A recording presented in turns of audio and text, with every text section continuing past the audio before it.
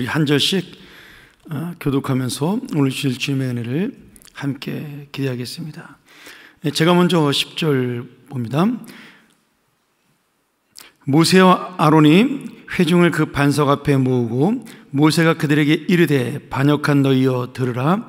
우리가 너희를 위하여 이 반석에서 물을 내랴 하고 모세가 그의 손을 들어 그의 지팡이로 반석을 2번 치니 물이 많이 솟아 나오므로 회중과 그들의 짐승이 마시니라.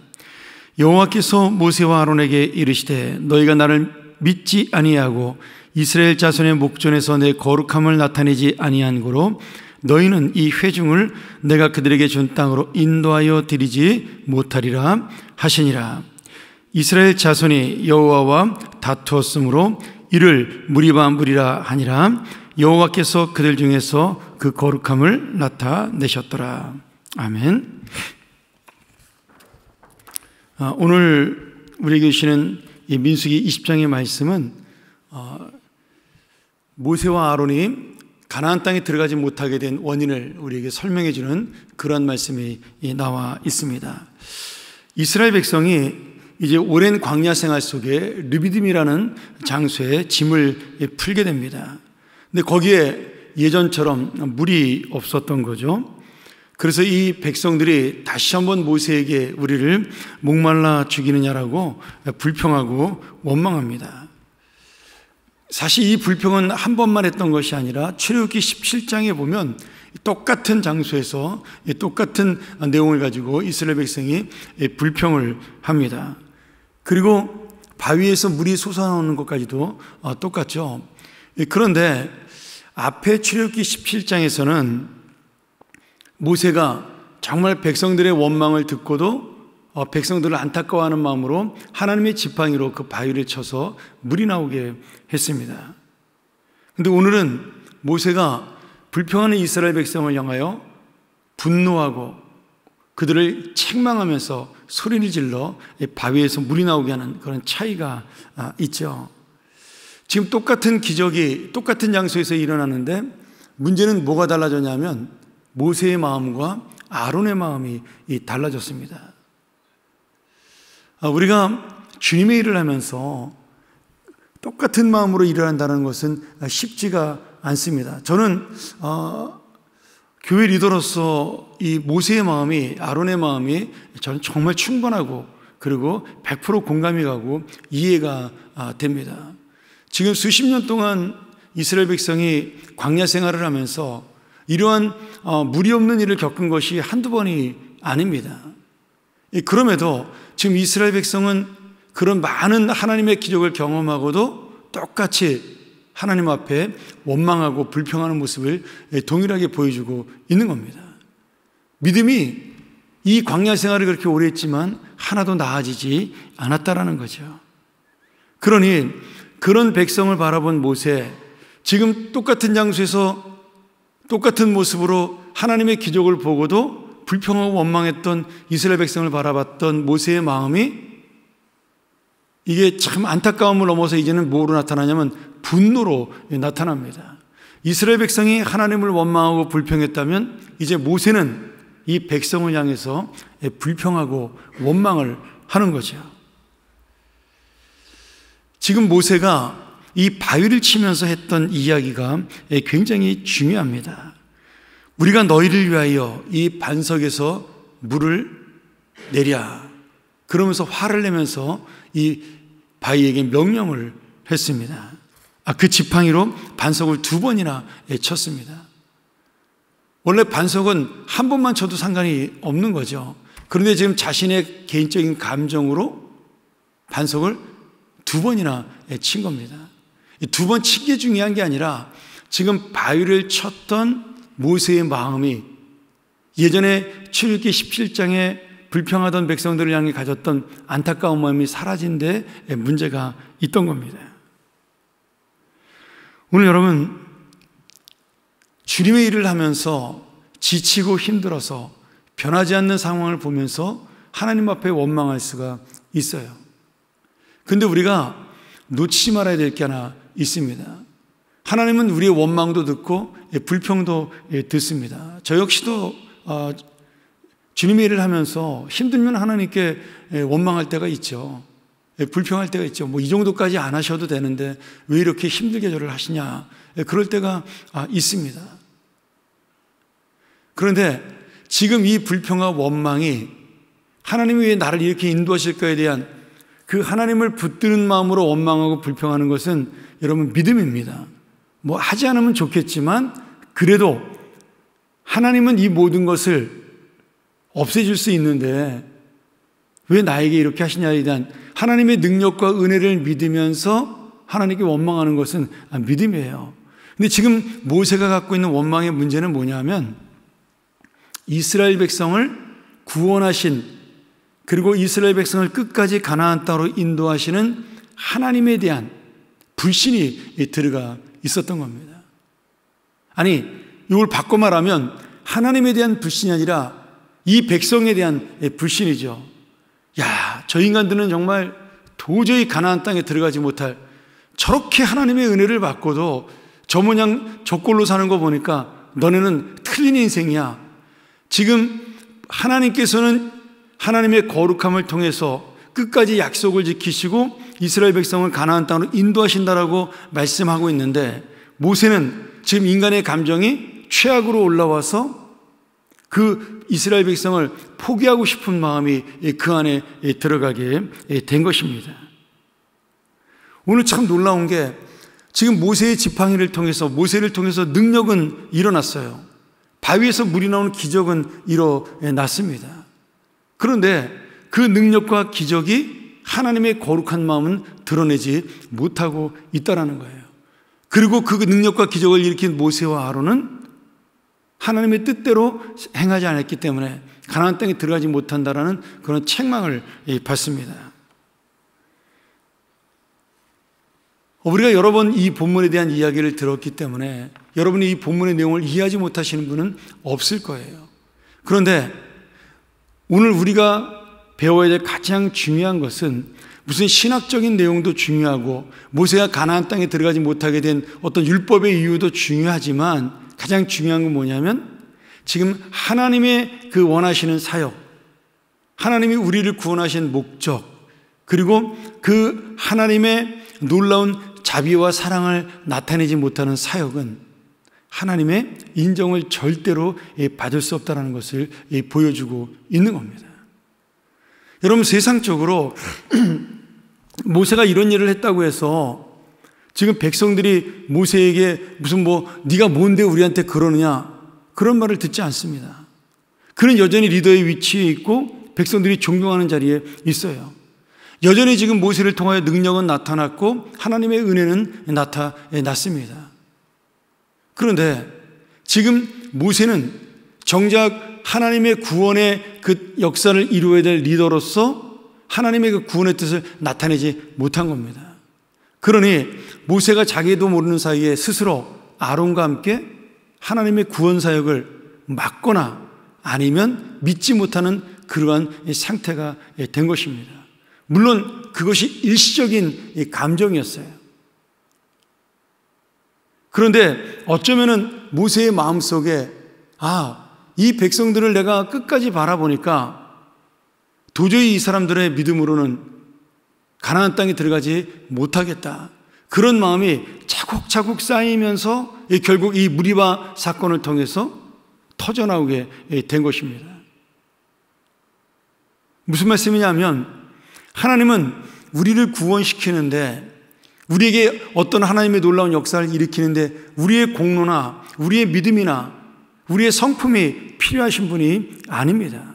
만약 그런 것을 기준으로 해서 우리를 구원하셨다면 여기 앉아있을 사람은 한 명도 없는 거죠. 근데 하나님은 처음부터 이스라엘 백성의 악함을 하셨고 완악함을 하나님은 인지하셨어요.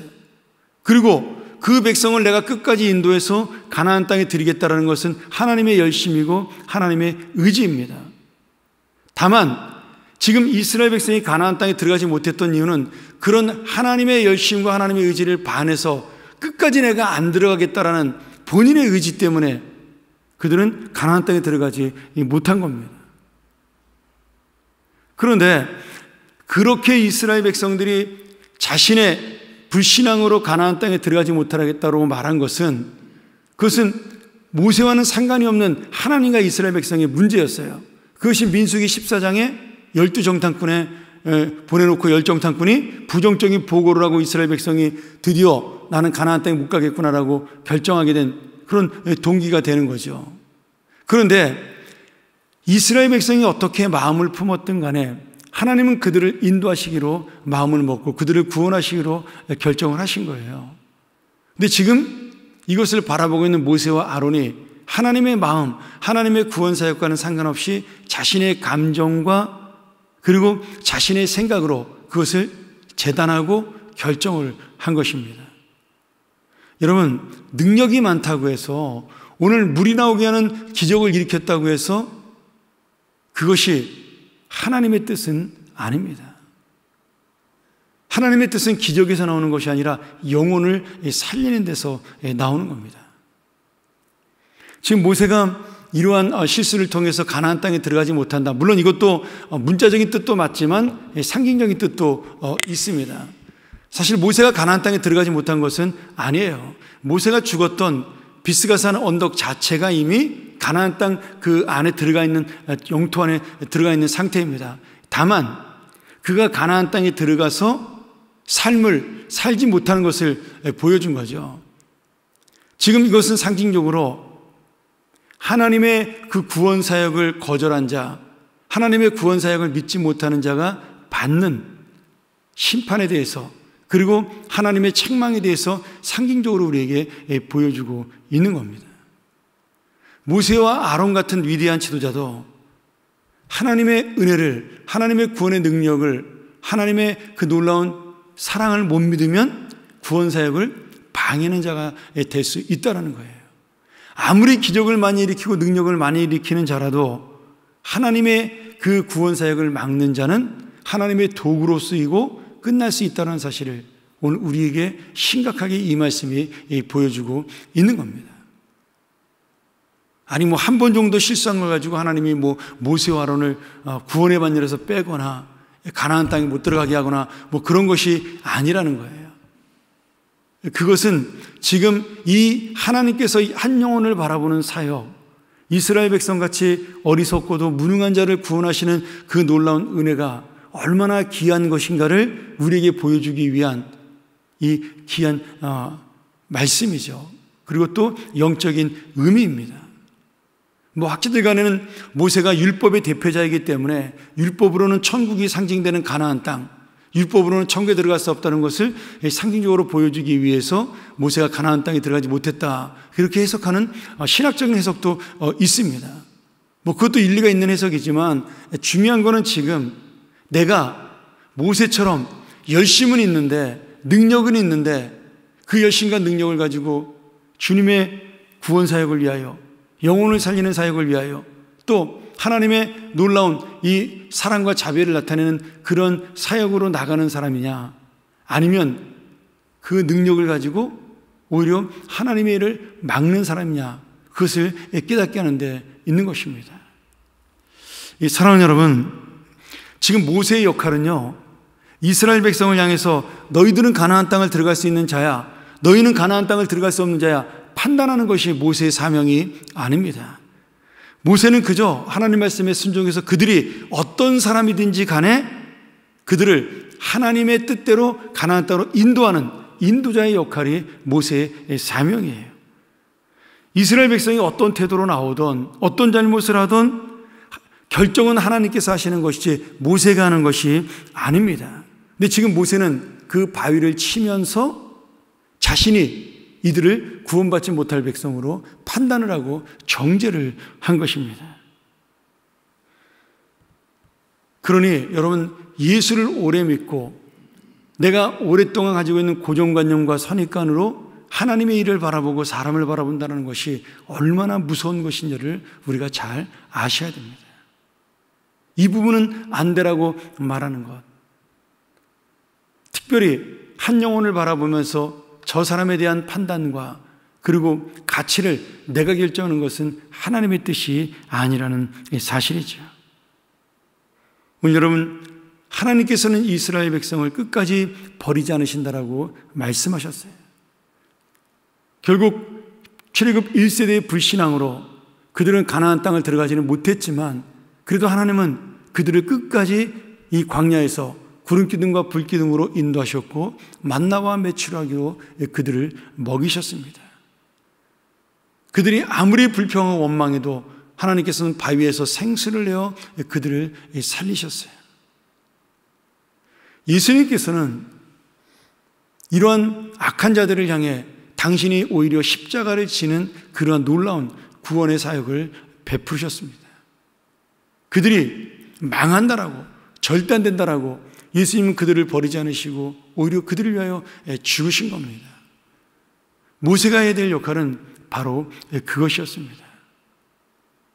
그는 그저 말씀에 순종해서 그 백성을 향해 죽는 것이 그의 사명이지 그들을 정죄하는 것이 모세의 사명이 아니라는 겁니다. 오늘 여러분, 우리의 사명은 무엇일까요? 나는 무엇을 판단하고 나는 무엇을 내가 스스로 정죄하고 내가 무엇을 결정하고 우리는 그럴 자격이 없는 죄인입니다. 그저 하나님의 은혜에 감사하고 그 하나님의 은혜를 붙들고 이 사명을 감당하며 한 영혼을 어떻게든지 살리겠다라고 그 영혼을 향하여 내 마음을 드리겠다라고 그렇게 살아가는 것이 바로 우리의 사명이라는 사실이죠. 오늘 여러분, 나의 결정으로 하나님의 뜻이 이루어지는 것이 아니듯 오늘 하나님의 결정을 내가 바꿔서도 안 된다는 겁니다. 우리는 그저 주님의 뜻에 따라 순종하는 종에 불과한 사람들이기 때문이죠. 오늘 우리가 이 마음을 놓치지 아니하고 오늘도 우리의 마음속에 정말 끝까지 감사와 그리고 하나님의 뜻을 바라보는 믿음을 놓치지 않는 그러한 삶이 되는 것, 그것이 바로 하나님 앞에 끝까지 가는 믿음의 복이라는 사실을 오늘 이 모세가 이 잘못된 모습을 통해서 우리에게 보여주는 반면 교사입니다. 오늘 여러분, 이 비 오는 아침에 어려운 발걸음을 하시지 않았습니까? 다시 한번 이것보다 어려운 것, 이 비 오는 날 교회 오는 것보다 어려운 것이 정말 마음에 들지 않은 사역, 마음에 들지 않는 사람, 그리고 내가 마음에 원하지 않는 그런 모든 일들을 인간의 감정으로 내려놓고 하나님 앞에 정말 순종하는 마음으로 그 하나님의 뜻이 무엇인가를 붙들고 살아가는 것, 그것이 가장 어려운 일입니다. 그것이 어쩌면 가장 힘든 일이고 그러기에 하나님이 우리에게 가장 기뻐하시는 사역이라고 믿습니다. 오늘 여러분, 모세도 끝까지 하지 못했던 이 놀라운 은혜의 마음, 하나님의 그 약속을 바라보고 한 영혼을 돌아보는 마음, 그리고 하나님의 거룩함을 끝까지 나타내는 놀라운 은혜의 마음이 오늘 우리 안에, 그리고 여러분의 인생 가운데, 여러분의 사명 가운데 내가 무엇을 위해서 하나님께 세움을 받은 자인가를 놓치지 않는 하나님의 사람들이 되기를 주의 이름으로 간절히 축원합니다. 우리가 전문의 시간 이 말씀 의지하면서 기도하기를 원합니다.